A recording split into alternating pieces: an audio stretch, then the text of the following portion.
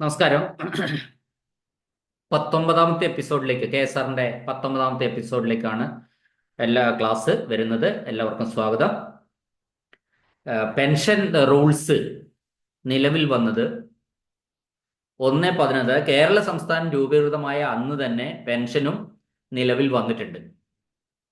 എന്നാൽ 1/4/2013 ശേഷം ജോയിൻ ചെയ്തവർക്ക് കോൺട്രിബ്യൂട്ടറി പെൻഷനും 1/4/2013 മുൻപ് ജോയിൻ ചെയ്തവർക്ക് സ്റ്റാറ്റ്യൂട്ടറി പെൻഷനുമാണ് ലഭിക്കുക.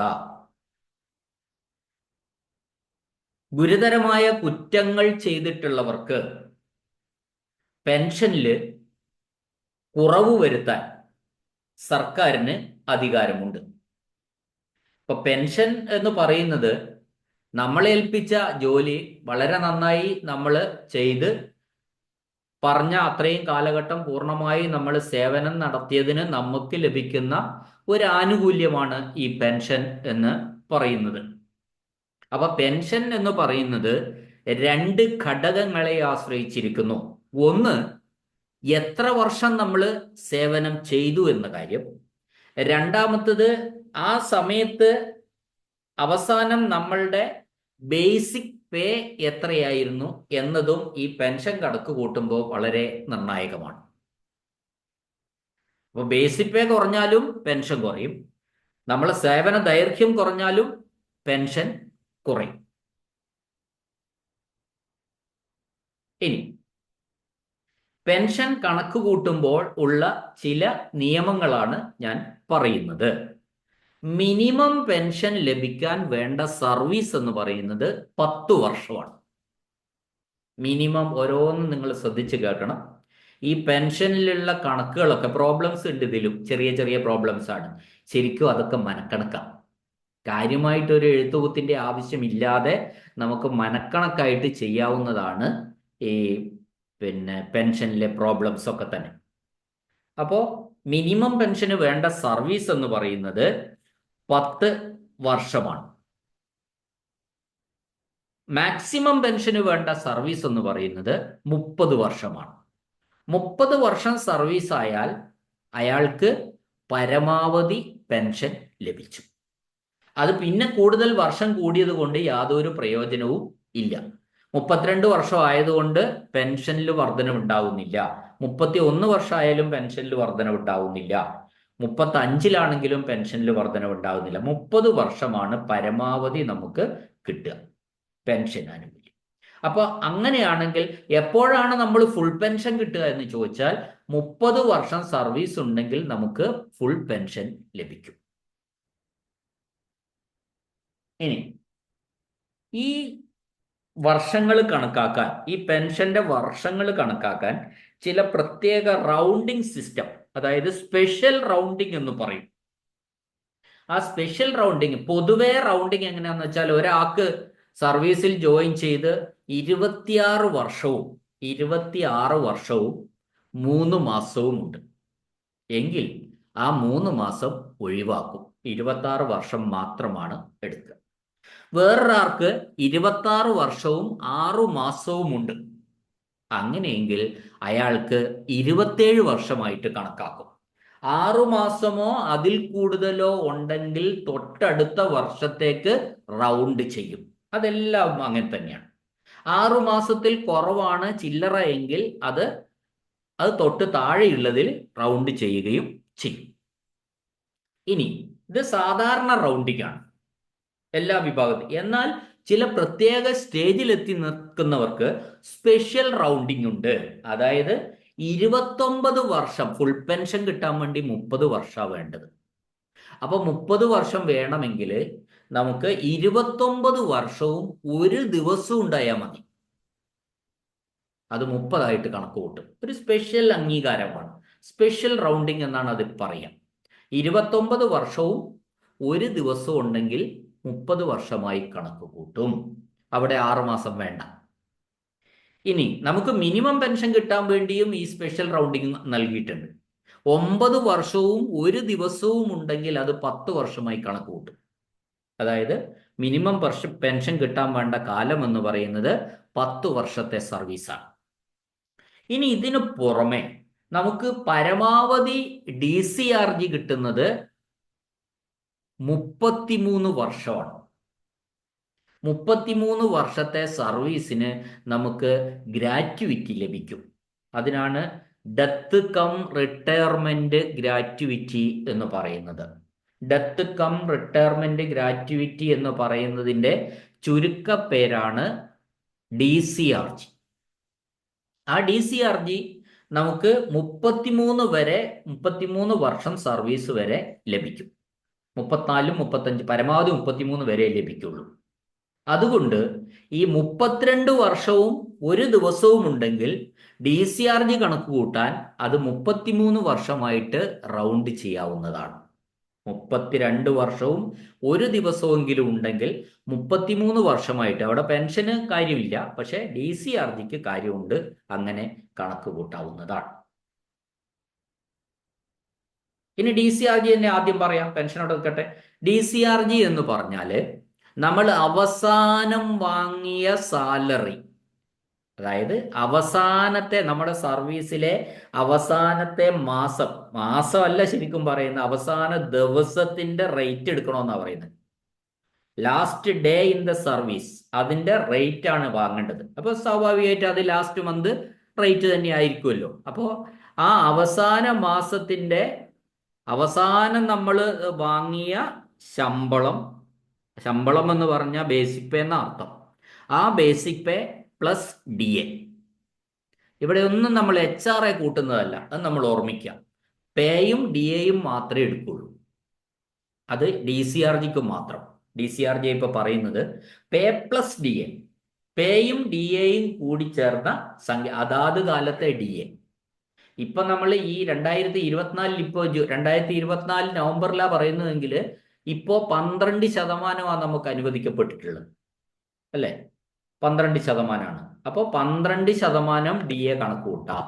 അത് കൂട്ടണം basic pay. Last basic pay ആണ് കേട്ടോ. Last basic pay plus DA.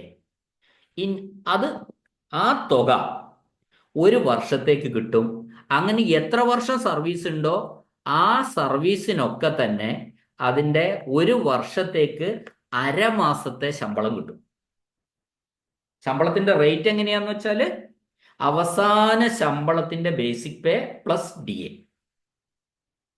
അപ്പൊ നമ്മൾ 10 വർഷം സർവീസ് ഉണ്ടെങ്കിൽ 25 വർഷം സർവീസ് ഉണ്ടെങ്കിൽ എത്ര DCRG കിട്ടും? 12.5 അവസാന ശമ്പളത്തിന്റെ പേ പ്ലസ് DAയുടെ 12.5 മടങ്ങ്. മാക്സിമം എത്രയാണ്? 16.5 മടങ്ങ് മാക്സിമം എന്ന് പറയുന്നത്. 33 വർഷം സർവീസാണ് പരമാവധി DCRGക്ക് വേണ്ട സർവീസ്. ഒരു വർഷത്തെ സർവീസിന് അരമാസത്തെ ശമ്പളമാണ് കൊടുക്കുക DCRG. ഒരു വർഷത്തെ സർവീസിന് അരമാസത്തെ ശമ്പളം. ആ ശമ്പളം എങ്ങനെ കണക്ക് കൂട്ടും? സർവീസിൽ അവസാനത്തെ ശമ്പളം പേ പ്ലസ് DA, അതാണ് ശമ്പളം. ആ പേ പ്ലസ് DA എന്ന് പറയുന്നതിൻ്റെ 16 ഇരട്ടി കൊടുക്കും 33 വർഷം സർവീസ് ഉണ്ടെങ്കിൽ. അതാണ് DCRG. ഇങ്ങനെ കണക്ക് കൂട്ടി കഴിയുമ്പോൾ മാക്സിമം 17 ലക്ഷം വരെ കൊടുക്കുള്ളൂ. അത് ഇപ്പോഴത്തെ ഈ 2019 പേ റിവിഷൻ അനുസരിച്ച് DCRGയുടെ മാക്സിമം ലിമിറ്റ് 17 ലക്ഷമാണ്. ചിലർക്ക് അത് 17.5 ലക്ഷം ആയാലും 17 ലിമിറ്റ് ചെയ്യും. 17 താഴെയാണെങ്കിൽ കണക്ക് കൂട്ടുമ്പോൾ കിട്ടുന്നത് ലഭിക്കുകയും ചെയ്യും. അപ്പോൾ ഒന്നുമില്ല DCRG ക്ലിയർ ആയിട്ടുണ്ടാവുമല്ലോ. അവസാനത്തെ പേ പ്ലസ് DA ഇൻറ്റു ഒരു വർഷ സർവീസിന് അരമാസത്തെ ശമ്പളം. 30 വർഷം സർവീസ് ഉള്ളതെങ്കിൽ 15 കൊണ്ട് ഗുണിച്ചാൽ മതി. അവസാനത്തെ പേ പ്ലസ് DAയെ 15 കൊണ്ട് ഗുണിക്കുക, അല്ലെ 15 ഇരട്ടി. ഇപ്പൊ 30 വർഷത്തെ സർവീസിന് 15 ഇരട്ടി എന്ന് പറയുമ്പോൾ ഒരു വർഷത്തെ സർവീസിന് അരമാസത്തെ ശമ്പളം. 30 വർഷത്തെ സർവീസിന് 15 മാസത്തെ ശമ്പളം. ഇതാണ് DCRG. അത് റിട്ടയർ ചെയ്തതിന് ശേഷം എല്ലാവർക്കും ലഭിക്കുന്നതാണ്. ഇതിന്റെ പരമാവധി എന്ന് പറയുന്നത് 33 വർഷമാണ്, അഥവാ 16.5 ഇരട്ടിയാണ് DCRGയുടെ മാക്സിമം ലിമിറ്റ് എന്ന് പറയുന്നത്. അത് സംഖ്യയായിട്ട് പറയുമ്പോൾ 17 ലക്ഷമായിട്ട് ഗവൺമെന്റ് ലിമിറ്റ് ചെയ്തിട്ടുണ്ട്. മാക്സിമം DCRG 17 ലക്ഷമാണ്. ഇനിയിപ്പോൾ ഞാൻ സ്പെഷ്യൽ റൗണ്ടിങ് ആണ് ഇപ്പം പറഞ്ഞത്. അതിൻ്റെ കൂട്ടത്തിൽ DCRG കയറി വന്നപ്പോൾ അതും കൂടി അങ്ങ് പറഞ്ഞതാണ്. അപ്പോൾ സ്പെഷ്യൽ റൗണ്ടിങ് എവിടെയൊക്കെ കിട്ടും? 32 വർഷവും ഒരു ദിവസം ഉണ്ടെങ്കിൽ 33 വർഷം, 29 വർഷവും ഒരു ദിവസം ഉണ്ടെങ്കിൽ 30 വർഷം, 9 വർഷവും ഒരു ദിവസം ഉണ്ടെങ്കിൽ 10 വർഷം. ഇനി ഫിസിക്കലി ഹാൻഡിക്യാപ്ഡ് ആയിട്ടുള്ള ജീവനക്കാർക്ക് 3 വർഷത്തെ സർവീസ് ഉണ്ടെങ്കിൽ മിനിമം പെൻഷൻ കൊടുക്കുന്നതാണ്. അത് അവർക്ക് മാത്രമുള്ള ഒരു ആനുകൂല്യമാണ്. അവർക്കും റൗണ്ടിങ് ഉണ്ട്. 2 വർഷവും ഒരു ദിവസം ഉണ്ടെങ്കിൽ അവരെ 3 വർഷമായി കണക്കാക്കി അവർക്ക് ഒരു മിനിമം പെൻഷൻ കൊടുക്കുന്ന രീതി നിലവിൽ ഉണ്ട്. അപ്പൊ ക്ലിയർ ആയിട്ടുണ്ടാവും. ഫിസിക്കലി ഹാൻഡിക്യാപ്പ്ഡ്ക്ക് 2 വർഷവും ചില്ലറയ്ക്കും ഒരു സ്പെഷ്യൽ റൗണ്ടിങ്. ആ റൗണ്ട് ചെയ്താൽ 3 വർഷം കിട്ടും. മിനിമം പെൻഷൻ കിട്ടാൻ 10 വർഷം വേണം. അതുകൊണ്ട് 9 വർഷവും ഒരു ദിവസം ഉണ്ടെങ്കിൽ 10 വർഷമായിട്ട് കണക്ക് കൂട്ടും. മാക്സിമം പെൻഷൻ 30 വർഷത്തേക്കാണ് ഫുൾ പെൻഷൻ കിട്ടുക. അതുകൊണ്ട് 29 വർഷവും ഒരു ദിവസം ഉണ്ടെങ്കിൽ 30 വർഷമായിട്ട് കണക്ക് കൂട്ടും. മാക്സിമം വർഷം DCRGക്ക് വേണ്ടത് 33 വർഷമാണ്. അപ്പോൾ നമ്മൾ 32 വർഷവും ഒരു ദിവസം ഉണ്ടെങ്കിൽ 33 വർഷമായി കണക്ക് കൂട്ടും. ഇനി ഫുൾ ടൈം ജീവനക്കാർക്ക് പാർട്ട് ടൈം സർവീസ് ഉണ്ടെങ്കിൽ പാർട്ട് ടൈമിന്റെ 50% സർവീസ്, ഇപ്പോൾ ഒരു ഫുൾ ടൈം ആയിട്ടുള്ള ജീവനക്കാരൻ 12 വർഷം സർവീസ് ഉണ്ട് അയാൾക്ക്, അതിന് മുന്നേ അയാൾക്ക് 10 വർഷത്തെ പാർട്ട് ടൈം സർവീസ് ഉണ്ട് എങ്കിൽ പാർട്ട് ടൈമിന്റെ പകുതി എടുക്കും, ഫുൾ ടൈമിന്റെ ഒപ്പം കൂട്ടും. അപ്പോൾ 12 5 17 വർഷം എന്ന് കിട്ടും. 10 വർഷം പാർട്ട് ടൈം ഉണ്ടെങ്കിൽ അതിന്റെ 50% എന്ന് പറയുന്നത് 5 വർഷമാണ്. ഇനി ഇത് നമ്മളിപ്പോൾ പറഞ്ഞു, DCRG പറഞ്ഞ് അത് ആ കൂട്ടത്തിൽ ഞാനങ്ങ് പറഞ്ഞതാണ്, അത് ചിലപ്പോൾ എളുപ്പമായിരിക്കും. ഇനി നമ്മൾ പെൻഷൻ പറ്റുന്ന ഡേറ്റുകൾ തമ്മിൽ ചെറിയ കാര്യങ്ങൾ പറയാനുണ്ട്. പെൻഷൻ എപ്പോഴാണ് പറ്റുക? ഇനി ഏതൊരാളും 1ാമത്തെ ഡേറ്റ് ഓഫ് ബർത്ത് ഉള്ള ഒരാൾ, ഇപ്പം നമുക്ക് 56 വയസ്സും 60 വയസ്സും 2 വിഭാഗമാണ് റിട്ടയർമെന്റ് ഉള്ളവർ. 56 വയസ്സിൽ റിട്ടയർ ചെയ്യുന്നവരുണ്ട്. കോൺട്രിബ്യൂട്ടറി പെൻഷൻകാരാണെങ്കിൽ 60 വയസ്സിലുമാണ് റിട്ടയർ ചെയ്യുന്നത്. ഇവരാര് ചെയ്താലും ശരി, റിട്ടയർമെന്റ് എന്ന് പറയുന്നത് 1ാം തീയതിയാണ് ഡേറ്റ് ഓഫ് ബർത്ത് വരുന്നതെങ്കിൽ അവർ തൊട്ട് തലേ ദിവസം റിട്ടയർ ചെയ്യും. മനസ്സിലായിട്ടുണ്ടാവും. ഇപ്പൊ ജൂൺ 1-നാണ് ഒരാളുടെ ഡേറ്റ് ഓഫ് ബർത്ത്, ജൂൺ 1-ന് ഏതോ വർഷം ആയിക്കോട്ടെ, അയാള് മെയ് 31-ന് റിട്ടയർ ചെയ്യും. ജൂൺ 2-നാണ് ഒരാളുടെ ഡേറ്റ് ഓഫ് ബർത്ത് എങ്കിൽ അയാൾ റിട്ടയർ ചെയ്യുക ജൂൺ 30-ന്, ആ മാസത്തിന്റെ 30-ാം തീയതിയാണ്. 1-ാം തീയതി ആണെങ്കിൽ തലേ മാസത്തിന്റെ ലാസ്റ്റ് ഡേയിൽ റിട്ടയർ ചെയ്യും. ഇതാണ് ഓർത്തിരിക്കേണ്ട മറ്റൊരു കാര്യം. ജൂലൈ 1-നാണ് ഒരാളുടെ ഡേറ്റ് ഓഫ് ബർത്ത് എങ്കിൽ അയാൾ റിട്ടയർ ചെയ്യുന്നത് ജൂൺ 30-നായിരിക്കും.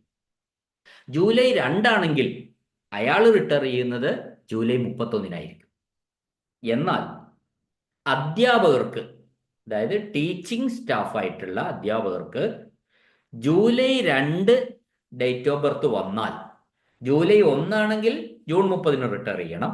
ജൂലൈ 2 ആണ് ഡേറ്റ് ഓഫ് ബർത്ത് എങ്കിൽ, അല്ലെങ്കിൽ അതിന് ശേഷമാണെങ്കിൽ അവർക്ക് മാർച്ച് 31 വരെ തുടരാം എന്ന ഒരു ആനുകൂല്യം കൂടി സർക്കാർ നൽകിയിട്ടുണ്ട് അധ്യാപകർക്ക്. ജൂലൈ 2 അതിന് ശേഷമോ ആണ് ഡേറ്റ് ഓഫ് ബർത്ത് വരുന്നതെങ്കിൽ റിട്ടയർ ചെയ്യുന്ന വർഷം അവർക്ക് മാർച്ച് 31 വരെ തുടരാവുന്നതാണ്. ആ കാലഘട്ടത്തിൽ ശമ്പളം മാത്രമേ ലഭിക്കൂ, കാഷ്വൽ ലീവ് മാത്രമേ ലഭിക്കൂ. ഡേറ്റ് ഓഫ് ബർത്തിന്റെ മാസം കഴിഞ്ഞാൽ കിട്ടുന്ന കാലഘട്ടം, ഇപ്പോൾ ഞാൻ പറഞ്ഞു ജൂലൈ 2-നാണ് റിട്ടയർ ചെയ്യേണ്ടത്, ജൂലൈ 2-നാണ് ഡേറ്റ് ഓഫ് ബർത്ത് എങ്കിൽ ഒരു സാധാരണ ക്ലറിക്കൽ സ്റ്റാഫ് ആണെങ്കിൽ എപ്പോൾ റിട്ടയർ ചെയ്യണം? ജൂലൈ 31-ന് റിട്ടയർ ചെയ്യണം. അപ്പൊ ജൂലൈ 31-ന്റെ സാലറിയും കാര്യങ്ങളും ഒക്കെയാണ് അവർക്ക് ഈ DCRG ഒക്കെ കണക്കാക്കാൻ എടുക്കുക. എന്നാൽ ഒരു അധ്യാപകനാണെങ്കിൽ ജൂലൈ 2 ഡേറ്റ് ഓഫ് ബർത്ത് ആണെങ്കിൽ അയാൾക്ക് മാർച്ച് 31 വരെ തുടരാം. എന്നാൽ ബാക്കി എല്ലാ പെൻഷൻ ആനുകൂല്യങ്ങൾക്കും DCRG ഒക്കെ കണക്ക് കൂട്ടാൻ അയാൾക്ക് ഈ ജൂലൈ 31 വരെയുള്ള സാലറി മാത്രമേ എടുക്കാൻ പാടുള്ളൂ. അതിനുശേഷമുള്ള സാലറി ഈ പെൻഷൻ ആനുകൂല്യങ്ങൾക്ക് കൂട്ടാൻ പാടില്ല. ഈ പീരീഡ്, ഈ സൂപ്പർ ആനുവേഷൻ കഴിഞ്ഞ്, ഇതിന് സൂപ്പർ ആനുവേഷൻ പീരീഡ് എന്നാ പറയാ, അത് കഴിഞ്ഞിട്ടുള്ള പീരീഡില് കാഷ്വൽ ലീവ് ഒഴിച്ച് മറ്റൊരു ലീവും എടുക്കാൻ പാടുള്ളതല്ല. ഏതെങ്കിലും തരത്തിൽ മറ്റ് ലീവുകൾ എടുത്ത് പോയാൽ അവര് ടെർമിനേറ്റ് ചെയ്തതായിട്ട് കണക്ക് കൂട്ടുന്നതാണ്. ഇനി 1, 2, 3 റിട്ടയർമെന്റ് ഡേറ്റുകളുടെ കാര്യം ഞാൻ പറയാം. ഒരാളുടെ ഡേറ്റ് ഓഫ് ബർത്ത് 10/4/1970 ആണ്. 10/4 ഏപ്രിൽ 10-നാണ് ഡേറ്റ് ഓഫ് ബർത്ത്. അപ്പോൾ 56 വയസ്സ് കഴിഞ്ഞ് അവരെ ആ മാസത്തിന്റെ 30-ാം തീയതി ചെയ്യാം. ഏപ്രിൽ 10 എന്ന് പറഞ്ഞാൽ ഏപ്രിൽ 30-ന് റിട്ടയർ ചെയ്യും 2026.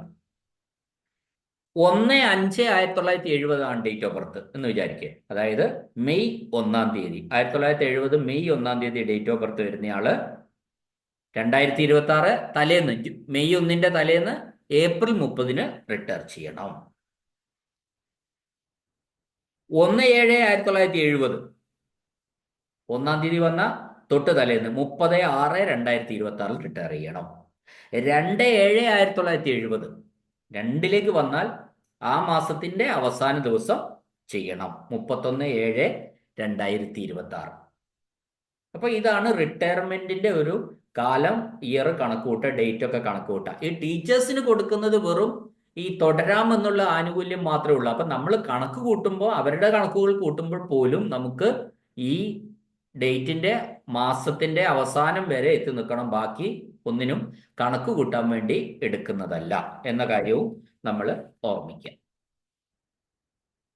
ഇനി വിവിധ തരം പെൻഷനുകൾ, പ്രത്യേകിച്ച് ഒരു 2-3 ഐറ്റം ഞാനിവിടെ പറയാണ്. പെൻഷൻ വിവിധ തരം, സാധാരണ നമ്മുടെ പെൻഷൻ അല്ലാത്ത ചില പെൻഷനാണ്. ഒന്നാമത്തത് കോമ്പൻസേഷൻ പെൻഷനാണ്.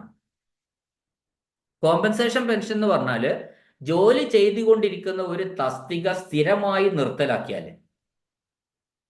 സ്ഥിരമായിട്ട് ഗവൺമെന്റ് നിർത്തലാക്കിയ ആ തസ്തിക, എങ്കിൽ അയാൾക്ക് അതേ ശമ്പളത്തിലുള്ള ഒരു ജോലിയോ താഴ്ന്ന ശമ്പളത്തിലുള്ള ഒരു ജോലിയോ സ്വീകരിക്കാം. അത് ഗവൺമെന്റ് കൊടുക്കും. ജോലി ചെയ്തുകൊണ്ടിരിക്കുന്ന ഒരു തസ്തിക സ്ഥിരമായിട്ട് നിർത്തലാക്കിയാൽ അതേ ശമ്പളത്തിലോ അല്ലെ താഴ്ന്ന ശമ്പളത്തിലോ ഒരു ജോലി ഗവൺമെന്റിൽ നിന്ന് സ്വീകരിക്കാം. അല്ലെങ്കിൽ അയാൾക്ക് പെൻഷൻ പറ്റിപ്പോകാം. അത് അയാൾക്ക് തീരുമാനിക്കാം എന്താ വേണ്ടത്. ഈ തസ്തിക നിർത്തലാക്കിയാൽ അങ്ങനെ പെൻഷൻ പറ്റിപ്പോയാൽ അയാൾക്ക് സർവീസ് വെയിറ്റേജ് ഉണ്ടായിരിക്കുന്നതല്ല. അങ്ങനെ പെൻഷൻ പറ്റി പോകുമ്പോൾ കിട്ടുന്ന പെൻഷനെയാണ് കോമ്പൻസേഷൻ പെൻഷൻ എന്ന് പറയുന്നത്. സപ്പോസ് ഞാനൊരു ഉദാഹരണത്തിലൂടെ ഇത് വിശദമാക്കാം.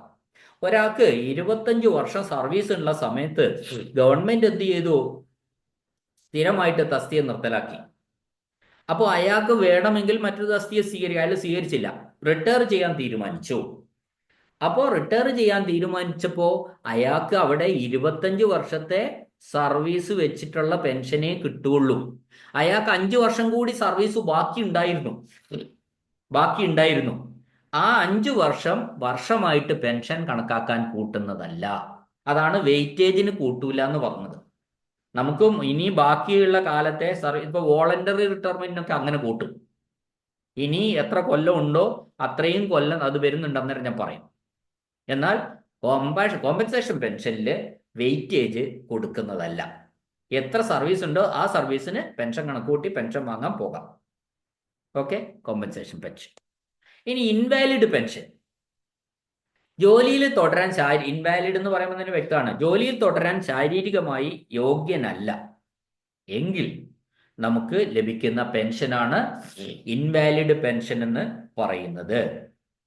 അത് സാധാരണ ഒരു സിവിൽ സർജന്റെ സർട്ടിഫിക്കറ്റ് ഉണ്ടായിരിക്കണം നോൺ ഗസറ്റഡ് ഓഫീസർ ആണെങ്കിൽ.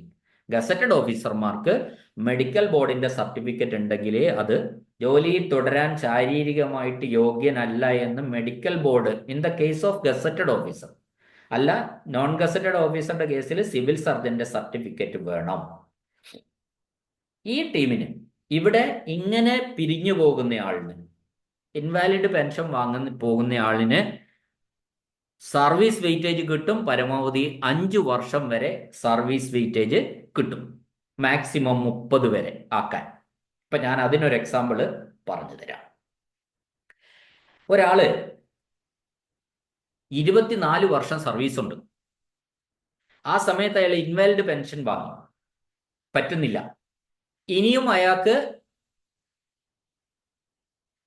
5 വർഷം സർവീസ് ഉണ്ട്, ഇനിയും 5 വർഷം സർവീസ് ഉണ്ട്. അപ്പൊ 24ന്റെ കൂട്ടത്തില് 5 വർഷവും കൂടെ കൂട്ടി 29 വർഷം സർവീസ് ആക്കി കണക്ക് കൂട്ടിയിട്ട് ഇൻവാലിഡ് പെൻഷൻ കൊടുക്കും. അതിന്റെ ബേസിക് പേ കൂടുന്നതല്ല, ഇൻവാലിഡ് പെൻഷനിൽ കാലഘട്ടം മാത്രമേ, എത്ര വർഷം 24 വർഷം യഥാർത്ഥത്തിൽ അയാൾ ചെയ്തിട്ടുള്ളൂ, പക്ഷെ 29 വർഷം ചെയ്തു എന്നത് അയാൾക്ക് കണക്ക് കൂട്ടാം, കിട്ടും. അതാണ് സർവീസ് വെയിറ്റേജ് എന്ന് പറയുന്നത്. എന്നാൽ ഒരു 27 വർഷം സർവീസ് എടുത്ത ഒരാൾ, അയാൾക്കും ഉണ്ട് 5 കൊല്ലം എന്ന് വിചാരിക്കുക. അയാൾ പെൻഷൻ കണക്ക് കൂട്ടാൻ 5 വർഷം ഉണ്ടെങ്കിലും 3 വർഷം എടുക്കുള്ളൂ. കാരണം എന്താണെന്ന് പറഞ്ഞാൽ 27ന്റെ കൂട്ടത്തിൽ 30 ആവാൻ, 30 വർഷത്തേക്കാണ് ഫുൾ പെൻഷൻ കിട്ടുന്നത്. അപ്പൊ 27ൽ നിന്ന് 30 ആവാൻ 3 വർഷം മതി. അപ്പൊ 3 എടുക്കുള്ളൂ, 5 എടുക്കില്ല. അപ്പോ 30 വർഷത്തേക്കാവാൻ എത്രത്തോളം വേണമോ അത് കൂട്ടും. എന്നാൽ പരമാവധി കൂട്ടുന്നത് 5 വർഷം വരെ കൂട്ടുകയുള്ളൂ. ഇത് നമ്മൾ ഇതെല്ലാ കേസിലും അങ്ങനെ തന്നെയാണ് സർവീസ് വെയിറ്റേജ് എടുക്കുന്നത്. അത് നമ്മൾ ശ്രദ്ധിക്കുക. അപ്പോൾ ഈ സർവീസ് വെയിറ്റേജ് എടുക്കുക എന്ന് പറഞ്ഞാൽ ഓരോ വർഷവും പ്ലസ് ഇൻക്രിമെന്റ് കൂട്ടുന്നതല്ല. നിലവിൽ 25 വയസ്സിലാണ് നമ്മൾ 25 വർഷത്തെ സർവീസിലാണ് റിട്ടയർ ചെയ്യുമ്പോൾ ആ സമയത്തുള്ള ബേസിക് പേ കൂട്ടുള്ളൂ. പക്ഷെ സർവീസ് എടുക്കുമ്പോൾ പിന്നെ എത്രത്തോളം ഈ വെയിറ്റേജ് കൂടെ കൂട്ടിയിട്ടുള്ള സർവീസ് നമ്മൾ ചെയ്തു എന്ന് കണക്കാക്കിയിട്ടാണ് പെൻഷൻ കിട്ടുക. അടുത്തത് റിട്ടയറിംഗ് പെൻഷനാണ്. റിട്ടയറിംഗ് പെൻഷൻ എന്ന് പറയുന്നത് നമ്മൾ വോളണ്ടറി റിട്ടയർമെന്റ് എന്ന് പറയുന്ന ഈ വാക്ക് നിങ്ങളൊന്ന് ശ്രദ്ധിക്കണം. വോളണ്ടറി റിട്ടയർമെന്റിന് പറയുന്ന മറ്റൊരു പേരാണ് റിട്ടയറിംഗ് പെൻഷൻ. ആ റിട്ടയറിംഗ് പെൻഷന് 20 വർഷം പൂർണ്ണമായ സർവീസ് ഉണ്ടായിരിക്കണം. മിനിമം 20 വർഷം ഉണ്ടെങ്കിൽ മാത്രമേ വോളണ്ടറി റിട്ടയർമെന്റിന് അപേക്ഷിക്കാൻ പറ്റുള്ളൂ, അഥവാ റിട്ടയറിംഗ് പെൻഷന് അപേക്ഷിക്കാൻ പാടുള്ളൂ. 3 മാസം മുമ്പ് നമ്മൾ അപേക്ഷ കൊടുക്കണം. നിയമനാധികാരിയാണ്, അതായത് നമ്മുടെ അപ്പോയിന്റിംഗ് അതോറിറ്റി ആരാണോ അവരാണ് ഇക്കാര്യത്തിൽ തീരുമാനം എടുക്കുന്നത്. സർവീസ് വെയിറ്റേജ് പരമാവധി 5 വർഷം വരെ കിട്ടും. ഇപ്പൊ 20 വർഷം സർവീസ് ഉള്ള ഒരാളാണെങ്കിൽ അയാൾക്ക് ഇനിയും 8 വർഷമുണ്ട്. ഇനിയും 8 വർഷം ഉണ്ടെങ്കിൽ 20 കൂട്ടണം 5 സമയം 25 വർഷം കിട്ടുള്ളൂ. അപ്പൊ പരമാവധി സർവീസ് വെയിറ്റേജ് 5 വർഷമാണ്. ഒരാൾക്ക് 29 വർഷം ഉണ്ടായിരുന്നു, 28 വർഷം. 28 വർഷത്തിന്റെ കൂടി സർവീസ് വെയിറ്റേജ് 5ഉം കൂടി കൂട്ടും. 33 വർഷം എടുത്താൽ 33 വർഷത്തിൽ 30 വർഷം ഫുൾ പെൻഷനും കിട്ടും, 33 വർഷത്തെ DCRG കണക്ക് കൂട്ടാം. അപ്പോൾ 5 year service weightage voluntary retirement എടുക്കുമ്പോൾ 33 വർഷം DCRGക്കുള്ള കൂട്ടലടക്കം എടുക്കും. ഇനി ഒരു ജീവനക്കാരൻ അച്ചടക്ക നടപടി എടുത്തുകൊണ്ടിരിക്കുന്ന സമയമാണെങ്കിൽ അയാൾക്ക് പോയിട്ട് വോളണ്ടറി റിട്ടയർമെന്റ് എടുക്കാൻ പറ്റില്ല. അത്തരക്കാരെ വോളണ്ടറി റിട്ടയർമെന്റ് എടുക്കാൻ അനുവദിക്കുന്നതല്ല. പിന്നെ നമ്മൾ ഒരു വോളണ്ടറി റിട്ടയർമെന്റിന് അപേക്ഷ കൊടുക്കുമ്പോൾ നമ്മളൊരു മാസം 10-ാം തീയതി കൊടുത്ത് 3 മാസത്തിന് ശേഷമുള്ള ഒരു 10-ാം തീയതി റിട്ടയർ ചെയ്യാൻ തീരുമാനിച്ചു എന്ന് പറഞ്ഞു കൊടുക്കുക. 10-ാം തീയതി തന്നെ പോയിക്കൊള്ളണം. അവർക്ക് ആ മാസത്തിന്റെ അവസാനം വരെ തുടരാനുള്ള അർഹത ഇല്ല. അപ്പൊ ഈ വോളണ്ടറി റിട്ടയർമെന്റുമായി ബന്ധപ്പെട്ട് ചിലപ്പോ ഈ തരത്തിലുള്ള ചെറിയ കണക്കുകൾ ചോദിക്കാം. ഇയാൾക്ക് ഇത്ര വർഷം സർവീസ് നിലവിലുണ്ട്, ഇത്ര വർഷവും കൂടി ബാക്കിയുണ്ട്, അങ്ങനെയാണെങ്കിൽ അയാൾക്ക് എത്ര സർവീസ് വെയിറ്റേജ് കിട്ടും, ടോട്ടൽ സർവീസ് എത്രയായിരിക്കും എന്നൊക്കെയുള്ള ചോദ്യങ്ങൾ നമുക്ക് കേൾക്കാവുന്നതാണ്. ഒരു 24 വർഷം സർവീസ് ഉള്ള ഒരാൾ ഇനിയും 10 വർഷം അയാൾക്കുണ്ട്. അപ്പോൾ 10 വർഷം ഇനിയും ഉണ്ട് അയാൾക്ക് സർവീസ്. 24 വർഷം ഓൾറെഡി ആയി. പക്ഷെ 10 കൂട്ടിയാൽ 34 ആവും. എത്രയേ പരമാവധി കൂട്ടാൻ പറ്റൂ? 5 കൂട്ടാൻ പറ്റുള്ളൂ.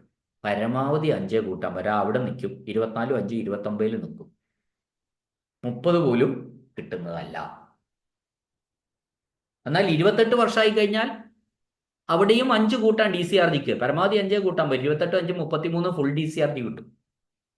ഫുൾ പെൻഷനും കിട്ടും. 30 വർഷം മതിയല്ലോ ഫുൾ പെൻഷൻ. ഈ രീതിയിലാണ് സർവീസ് വെയിറ്റേജ് നമ്മൾ കണക്ക് കൂട്ടുന്നത്. ഇപ്പൊ റിട്ടയറിംഗ് പെൻഷനും നിങ്ങൾക്ക് മനസ്സിലായിട്ടുണ്ടാവും. നമുക്ക് ലീവ് നോട്ട് ഡ്യൂവിൽ VRS തുടങ്ങിയാൽ അപേക്ഷിച്ച് കഴിഞ്ഞാൽ ലീവ് നോട്ട് ഡ്യൂ എടുത്ത് നിൽക്കുന്ന ഒരു ഉദ്യോഗസ്ഥൻ VRS വോളണ്ടറി റിട്ടയർമെന്റിന് അപേക്ഷിച്ച് കഴിഞ്ഞാൽ അയാൾ ആ തുടങ്ങുന്ന ദിവസം LND തുടങ്ങുന്ന ദിവസം തന്നെ റിട്ടയർ ചെയ്ത് പോകും. പൊതുവെ ഇപ്പൊ LNDയിലൊന്നും ആരും നിൽക്കുന്നില്ല. ലീവ് നോട്ട് ഡ്യൂ ഒന്നും അങ്ങനെ സബ്സ്റ്റാൻറ്റീവ് പോസ്റ്റിൽ വർക്ക് ചെയ്യുന്നവരൊന്നും ഇല്ല. അങ്ങനെയുള്ളവരും കുറവാണ്. ലീവ് നോട്ട് ഡ്യൂ എടുക്കുന്നവരും വളരെ വളരെ നമുക്ക് ആരെയും കാണാൻ വേണ്ടി കഴിയില്ല. പൊതുവെ എല്ലാം അധികം most of the employees are officiating സർവീസിലാണ് ഉള്ളത്. അപ്പൊ കോമ്പൻസേഷൻ പെൻഷൻ മനസ്സിലായി, ഇൻവാലിഡ് പെൻഷൻ മനസ്സിലായി, റിട്ടയറിംഗ് പെൻഷൻ അല്ലെങ്കിൽ വോളണ്ടറി റിട്ടയർമെന്റും മനസ്സിലായിട്ടുണ്ടാവും. ഞാൻ ഈ പറഞ്ഞ കാര്യങ്ങൾ മുഴുവനും ക്വസ്റ്റ്യൻ ആണ്. ശരിക്കും എല്ലാത്തിലും ക്വസ്റ്റ്യൻ കിടക്കുകയാണ്. റിട്ടയർ ചെയ്യുന്നത് ചോദിക്കാം, മിനിമം പെൻഷൻ എത്ര വർഷം വേണമെന്ന് ചോദിക്കാം, മാക്സിമം ഫുൾ പെൻഷൻ എത്ര വർഷം വേണം, DCRG മാക്സിമം എത്ര വർഷത്തേക്കാണ്, അത് എത്ര രൂപയാണ്, അത് എത്ര മാസം എത്ര മടങ്ങാണ്, 16 ഇരട്ടിയ ഫുൾ DCRG, അത് എത്ര രൂപയായിട്ട് ലിമിറ്റ് ചെയ്തിട്ടുണ്ട്, അത് 17 ലക്ഷം രൂപയായിട്ട് ലിമിറ്റ് ചെയ്തിട്ടുണ്ട്. 2016 പേ റിവിഷനിൽ അത് 14 ലക്ഷം രൂപയായിരുന്നു. ഇപ്പൊ 2019 പേ റിവിഷനിൽ അത് 17 ലക്ഷമായിട്ട് ലിമിറ്റ് ചെയ്തിട്ടുണ്ട്.